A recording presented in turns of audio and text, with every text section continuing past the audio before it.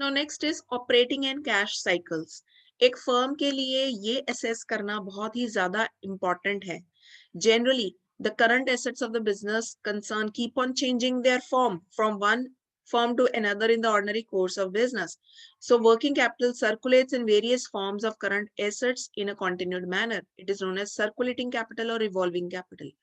Because working capital properly flow दे रहा है, वर्किंग कैपिटल का क्या प्रॉपर साइकिल चल रहा है जिसको हम रिवॉल्विंग कैपिटल या सर्कुलेटिंग कैपिटल कहते हैं, वो जानना बहुत ही जरूरी है, सो दैट अ फर्म को एस्टिमेट कि फंड्स में not be tied up in raw material for a long period of time. हमने इतना रॉ मटेरियल खरीद लिया कि हमारे जो स्टॉक ऑफ रॉ मटेरियल है वो फुल है, गोदाम भरे पड़े हैं और हम इतनी प्रोडक्शन ही नहीं कर रहे, तो ऑब्वियसली वो फिर सर्कुलेटिंग कैपिटल नहीं हुआ, वो हमारा वर्किंग कैपिटल ब्लॉक हो गया है। इसका मतलब वर्किंग कैपिटल हमारा एक्सेस हो गया था। तो ये जो ऑपरेटिंग एंड कैश साइकिल की बात कर रहे हैं, यानी ये जो रिवॉल्विंग कैपिटल है that must go on and on when these finish goods are sold. यानी अगर हम जो finish goods in raw material से बनाते हैं, they are converted either into debtors यानी अकाउंट रिसीवेबल और cash, this cash is further reinvested in current assets. तो ये साइकिल चलना ही चाहिए। So working capital funds always keep on circulating or revolving from cash to current assets and back again to cash. Although this circulation takes place short interval, it may take days, it may take few months, but these funds are required again and again. This cycle of raw material conversion to cash is known as operating and working capital cycle. So दो तरह के cycle involved होते हैं। जब cash के अलावा जो current assets होते हैं वो होते हैं हमारे सर्कुलेटिंग या रिवॉल्विंग कैपिटल। जब ये करंट एसेट्स कैश में लिक्विडिटी पोजीशन में कन्वर्ट हो जाते हैं, कैश में कन्वर्ट हो जाते हैं, तब वो कहलाते हैं ऑपरेटिंग या वर्किंग कैपिटल साइकिल। सो एक फर्म में ये सारी एक्टिविटीज इन्वॉल्व होती है। सो ऑपरेटिंग साइकिल की अगर हम बात करें, जो कि बहुत ही इंपॉर्टेंट है, क्योंकि एक फर्म के पास अगर ये कैश नहीं आ रहा है तो बाकी करंट एसेट्स यूजलेस हैं, वो एक्सेस वर्किंग कैपिटल होगा, वो पोजीशन भी फर्म के लिए अच्छी नहीं है। तो जब कैश होता है फर्म के पास, वो रॉ मटेरियल खरीदेगा, वेजेस देगा, लेबर को एम्प्लॉय करने के लिए और एक्सपेंसेस खर्च करेगा, स्टॉक उसके पास आ गया, ये स्टॉक वो यूज करेगा, work in progress, then finish goods बनाएगा एंड अल्टीमेटली इन गुड्स को बेचेगा, सेल होगी, वो कैश में भी हो सकती है एंड वो डेटर में भी हो सकती है। तो ये दोनों चीजें इंपॉर्टेंट है, कैश में आना भी बहुत जरूरी है। और अगर वो डेटर को बेच रहे हैं तो डेटर का साइकिल क्या है, डेटर ऐसे तो नहीं है जो बैड डेट्स प्रूव हो रहे हैं। अगर बैड डेट्स प्रूव हो रहे हैं, बैड है उनके डेटर्स, तो ऑब्वियसली उनकी cash position day by day खराब होती जाएगी और that will affect the liquidity position of the firm.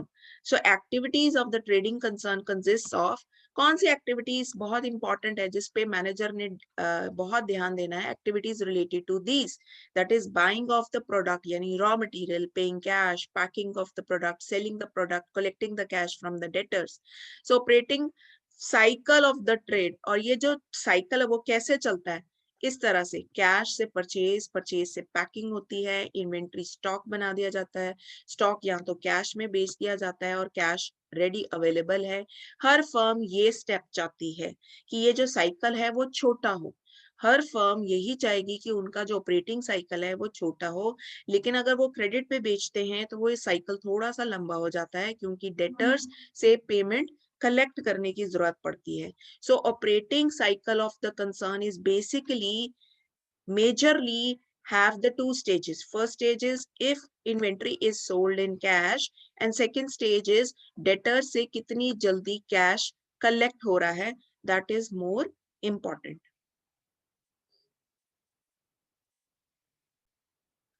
Now, when we talk about manufacturing concerns, the operating cycle therefore refers to the period of time that elapses between the initial acquisition of the raw material and its processing to convert into finished goods, followed by the sale of goods to customers and finally receipt of money from customers. तो ये पूरे cycle को define किया गया है कि जब हम ऑपरेटिंग साइकिल बात करते हैं, we are talking about the total entire time period, जितना टाइम पीरियड लगा ये परचेजेस करने में, ये इन्वेंट्री प्रिपेयर करने में, अल्टीमेटली उसको सेल करने में डेटर्स को, और उनसे फाइनली कैश कलेक्ट करने में, ये पूरा time period is the operating cycle of the manufacturing concern. So it is very useful to estimate the amount of working capital that a firm needs so as to maintain the growth of its business. In order to determine the time period, तो ये growth या कितना amount of working capital है तो वो time पे भी depend करता है. सो इन्वेंट्री होल्डिंग पीरियड कैलकुलेट करना बहुत ज्यादा जरूरी है, जो हमें टाइम पीरियड बताएगा. और रिसीवेबल कलेक्शन पीरियड भी जानना जरूरी है कि कितने टाइम पीरियड, ये दोनों टाइम पीरियड अलग अलग चीजें डिनोट करता है. इन्वेंट्री होल्डिंग पीरियड डिनोट करता है कि रॉ मटेरियल कितनी देर के लिए हमने स्टॉक करके रखा, या फिर वर्क इन प्रोग्रेस स्टेज में था, या फिनिश गुड्स में होल्ड करके रखा. तो ये तीनों स्टेजेस का टाइम पीरियड कैलकुलेट होता है.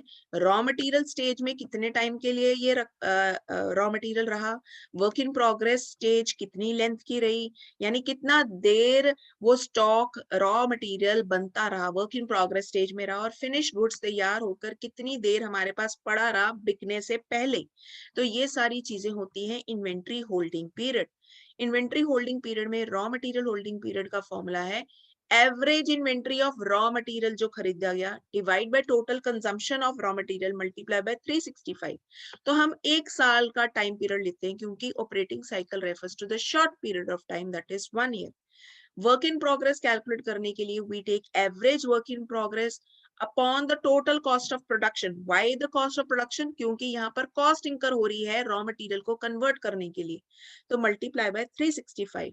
And third finish goods holding period का फॉर्मूला है average finish goods divide by total cost of goods sold.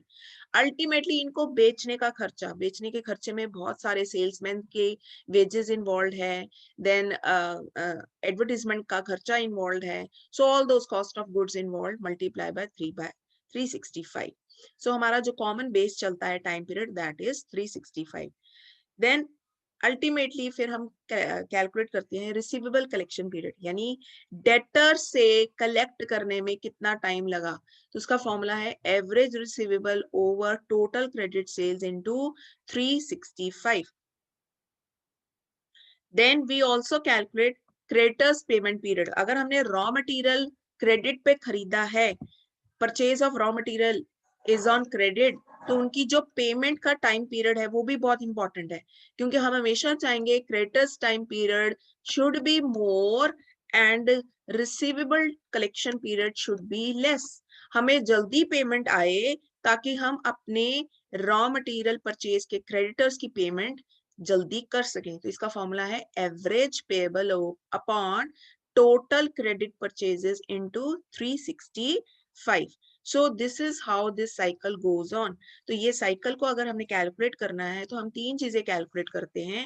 First is inventory holding period, जिसमें हम तीनों स्टेजेस को कैलकुलेट करते हैं, raw material, work in progress and finish goods. Second is receivable collection period, and third is creditors payment period.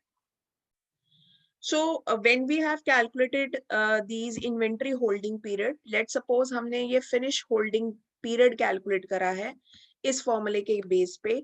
Average finish goods, average हम हमेशा divide by 2, यानी opening as well as the closing finish goods हम लेते हैं. Finish goods at the beginning of the year and finish goods at the end of the year divide by 2. हमने average लेनी है, divide by cost of goods into 365 days. तो ये 9 days indicate कर रहा है कि हमारा जो फिनिश गुड्स है, जो माल तैयार हो रहा है, वो 9 दिन के अंदर अंदर बिक जाता है. डेटर कलेक्शन पीरियड जब हम इस फॉर्मूले से कैलकुलेट करते हैं तो इसमें हमने एवरेज रिसीवेबल लेना है. एवरेज मींस कि लास्ट ईयर कितना थे सन्ड्री डेटर्स और इस साल कितने, क्योंकि हमें पेमेंट दोनों से आनी है, last eight the end of the year और इस साल कितने डेटर्स हैं, डिवाइड बाय 2. एवरेज लेना है. क्रेडिट सेल्स में हम नेट सेल्स लेंगे. टोटल सेल्स हुई ग्रॉस सेल्स मतलब 75,000 की, 2,000 हमें वापस हो गए, तो नेट सेल्स हम 73 लेंगे मल्टीप्लाई बाय 365. तो ये 75 डेज इंडिकेट कर रहा है कि हमारे डेटर्स हमें पेमेंट कर रहे हैं 75 डेज के बाद. तो डेटर कलेक्शन पीरियड हमें ये टाइम पीरियड बताता है. तो अगर हमने ऑपरेटिंग साइकिल कैलकुलेट करना है कि टोटल टाइम पीरियड हमारे इन्वेंट्री तैयार होने में एंड अल्टीमेटली डेटर से पैसे कलेक्ट होने में, तो वो फॉर्मूला होता है ऑपरेटिंग साइकिल का, inventory holding period plus receivable collection period. तो जब एक फर्म ऑपरेट कर रही है तो उनके लिए ये दोनों बातें जाननी जरूरी है, उसका ऑपरेटिंग साइकिल क्या है और उसका कैश साइकिल क्या है। नाउ कैश साइकिल भी जानना बहुत जरूरी है। ऑपरेटिंग साइकिल तो हमें टोटल टाइम पीरियड पता लग गया। अब इस टोटल टाइम पीरियड में एक टाइम पीरियड और इन्वॉल्व है, क्रेडिटर पेमेंट पीरियड, कि कितने टाइम में इस फर्म ने अपने क्रेडिटर्स को पेमेंट करनी है। उसके क्रेडिटर्स कौन है? जिससे उन्होंने रॉ मटेरियल खरीदा है। तो ये average payable divide by credit purchases multiply by 365 से हमें टाइम पीरियड पता लग जाएगा। लेट्स सपोज ऑपरेटिंग साइकिल है हमारा जो निकाला हमने, 40 डेज हमारी इन्वेंट्री पीरियड है एंड 45 डेज हमारा रिसीवेबल कलेक्शन पीरियड है। तो 85 डेज है हमारा ऑपरेटिंग साइकिल। 20 दिन हमने कैलकुलेट करा कि क्रेडिटर्स पेमेंट पीरियड जो आया वो हमारा 20 डेज का आया। तो हमारा जो कैश साइकिल हो जाएगा वो 85 माइनस 20, दैट मीन्स एक फर्म को हर 20 दिन में डे 20 पे अपने क्रेडिटर्स को पेमेंट करनी है, लेकिन उसको जो डेटर से पेमेंट रिसीव हो रही है वो 65 डेज के बाद रिसीव होगी। तो ये जो डिफरेंस है, ये गैप जो है इन दिनों का, क्योंकि कैश तो आना है 65 डेज के बाद, तो एक फर्म को should have the at least that much cash in hand कि वो ये जो डिफरेंस ऑफ डेज हैं तब वो बिजनेस ऑपरेट कर सकें। उसको हम कहते हैं कैश साइकिल। तो एक फर्म के लिए जानना बहुत जरूरी है कि उसका ऑपरेटिंग साइकिल क्या है और उसका कैश साइकिल क्या है।